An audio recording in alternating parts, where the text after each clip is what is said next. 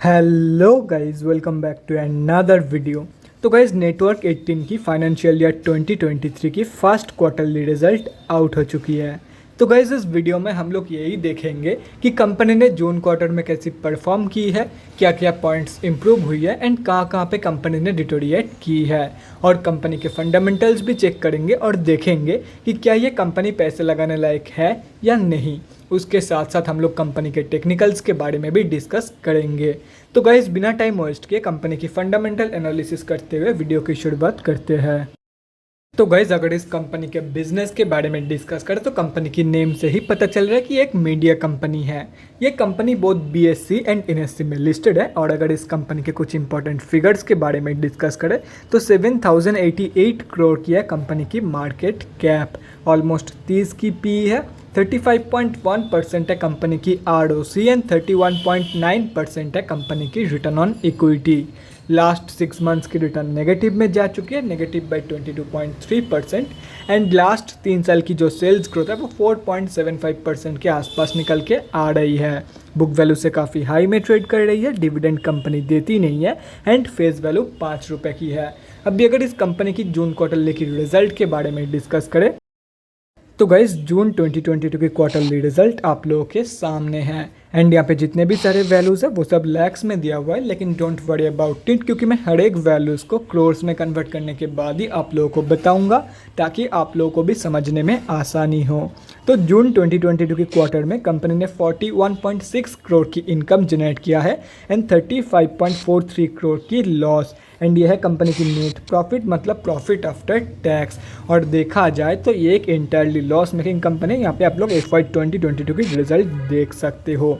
अगर ये रिजल्ट जून 2021 की क्वार्टर से कंपेयर किया जाए तो जून 2021 की क्वार्टर में कंपनी ने 32.41 करोड़ की इनकम जनरेट किया था एंड ऑलमोस्ट 27 करोड़ के आसपास की लॉस। जून 2021 की क्वार्टर की कंपैरिजन में कंपनी ने इनकम ग्रोथ तो दिखाई है, लेकिन इनकम से भी ज़्यादा कंपनी की एक्सपेंसेस ग्रो कर गई है, इसीलिए कंपनी ने ज़्यादा लॉस पोस्ट किया है इन जून 2022 की क्वार्टर कंपेयर टू जून 2021। यहाँ पे आप लोग देख सकते हो। और अगर लास्ट क्वार्टर मतलब मार्च 2022 की क्वार्टर से कंपेयर किया जाए तो कंपनी ने अंडर परफॉर्म किया है, चाहे वो इन टर्म्स ऑफ इनकम हो या तो फिर इन टर्म्स ऑफ प्रॉफिट। यहाँ पे आप लोग देख सकते हो। तो ओवरऑल जो जून 2022 की रिजल्ट निकल के आई है वो बहुत ही ज़्यादा वीक है एंड सिर्फ और सिर्फ एक ही जगह पे इंप्रूवमेंट हुई है, बाकी सब कुछ डिटोरिएट हुई है। एंड कहाँ पे इंप्रूवमेंट हुई है वो भी आप लोगों को मैंने बता दिया। सिर्फ और सिर्फ ईयर ऑन ईयर बेसिस पे इन टर्म्स ऑफ इनकम में इंप्रूवमेंट हुई है, बाकी सब कुछ इस कंपनी में डिटोरिएट हुई है। यहाँ पे आप लोग देख सकते हो।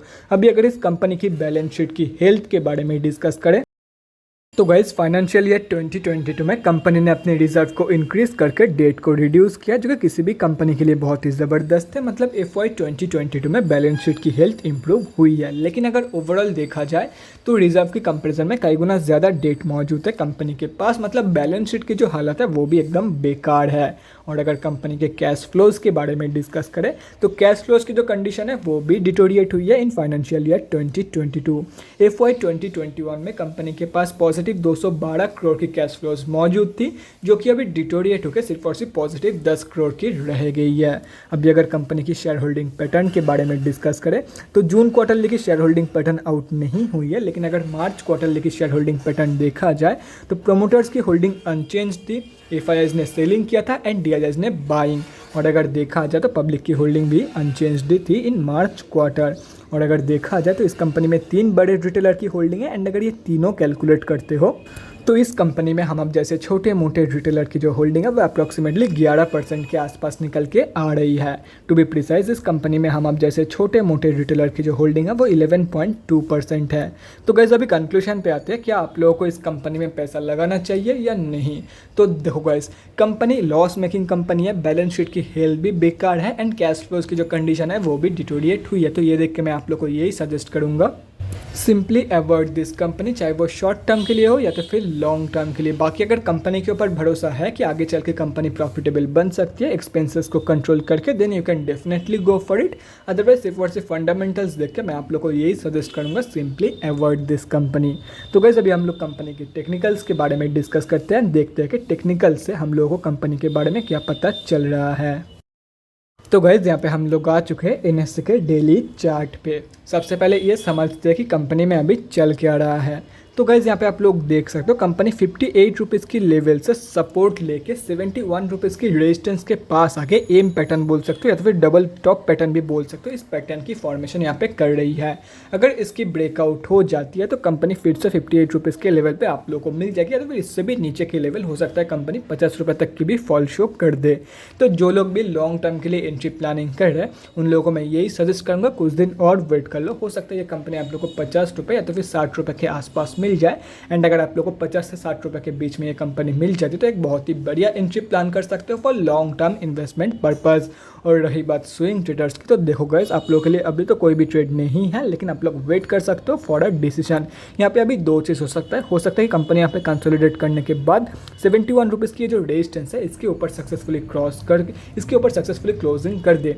अगर कंपनी 71 रुपीज़ की रेजिस्टेंस के ऊपर सक्सेसफुली क्लोजिंग कर देती है तो कंपनी ने 71 रुपीज़ के ऊपर क्लोजिंग किया है, उसके कंफर्मेशन के बाद आप लोग बाइंग प्लान कर सकते हो। फर्स्ट टारगेट होगा 93 रुपीज़ का एंड सेकेंड टारगेट होगा 115 रुपये का। और वहीं पे अगर यहाँ से रिजेक्शन फेस करके मतलब डबल टॉप पैटर्न बना के अगर नीचे गिर जाती है तो wait for the reversal confirmation from the support of almost 58 rupees.